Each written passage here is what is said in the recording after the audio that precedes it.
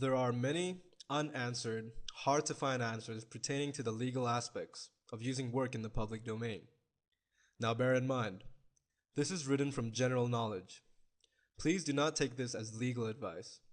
If you want more sophisticated advice pertaining to the legalities of public domain, you must seek them from a trained legal eagle. However, as said, the rules are really quite simple in public domain monetization. If the work is in public domain, again, as mentioned before, works that were created before the 1st of January 1923, or its copyright have expired, those are public domain content. You can use it however you wish to use it. The real trouble comes in determining if a work is in fact in the public domain. This can potentially get you into hot waters if it is otherwise. Should the content fall into public domain, you can use part or all of a work. You can convert printed work to digital work. You can use bits and pieces of public domain music or films. You can use public domain photos however you like. When you change a public domain work, however, and make it your own, you do need to copyright it. For instance, if you use a bunch of old photographs to create a collection of photographs, that collection is copyrightable material. Even though each individual picture is in the public domain, someone can still use an individual photograph from your collection, but they cannot use the entire collection. Again, the most important thing to understand and know is how to determine that a work is in fact in the public domain. When it comes to determining whether a work is in the public domain or not, you need to pay attention to the country that the original copyright, if any, was acquired in. Each country has a different copyright law that determines when a work becomes public domain material. International law is just what it says, international. In other words, the copyright laws of Japan apply to people in other countries who want to use work that was copyrighted in Japan.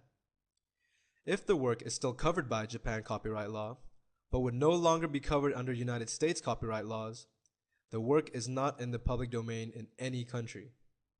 You must adhere to the copyright laws of the country where the work was copyrighted in the first place. This is true for all works copyrighted in all countries, no matter what country you may reside in or use the work in. Note that the copyright laws are not the same in every country. It is important that you find out what the copyright laws are before you assume that a work is in the public domain for the country where that work was copyrighted. Too often, people assume that copyright laws are the same internationally, and this is just not true. If you do not take the time to determine that a work is indeed in the public domain, you may be infringing on someone else's copyright. This can lead to large fines, lawsuits, and possibly imprisonment in some countries. If nothing else, it will most certainly damage your reputation. Now you know why I have decided to make an additional session covering just legal aspects, because I wouldn't want to wish any of you to be in legal hot waters. Do not assume that nothing can happen to you legally if you use work that is copyrighted in a country that you do not reside in. People in other countries can instigate lawsuits in the country where you reside just as easily as they can sue in their own country. Often, it is feasible to create a product using bits and pieces of various public domain works, and add to your own work here and there as well within the product.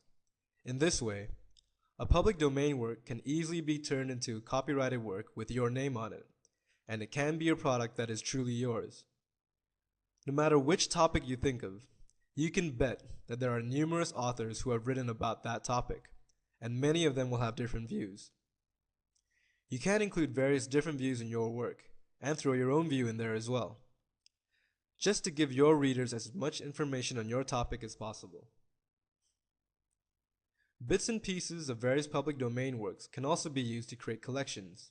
For instance, you can create a collection of articles on a specific topic, a collection of sheet music, a collection of images, a collection of music on a music CD, or even a collection of film clips on a DVD.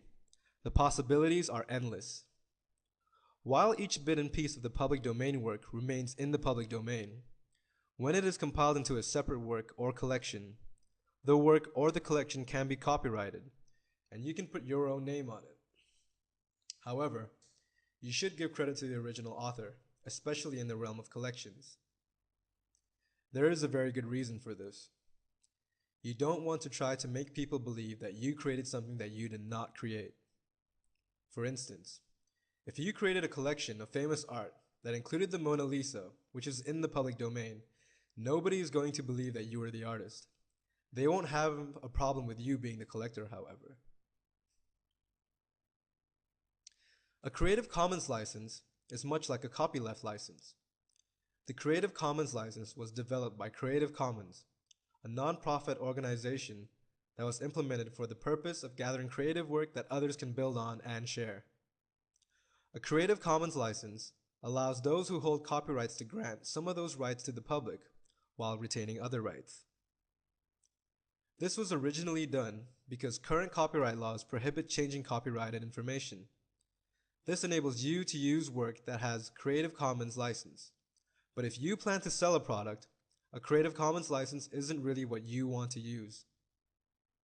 Furthermore, it is not ethical to use work that has a Creative Commons license and turn it into a copyrighted product. This is not only unethical, but it can and will damage your reputation and possibly your credibility. Creative Commons licenses are typically used in the academic and creative community, much like copyleft material, where one person starts with an idea and allow others to add to it to make it better for the greater good without cost. When it comes to developing products, using work that is in the public domain as opposed to work that has a copyleft license or a Creative Commons license is advised.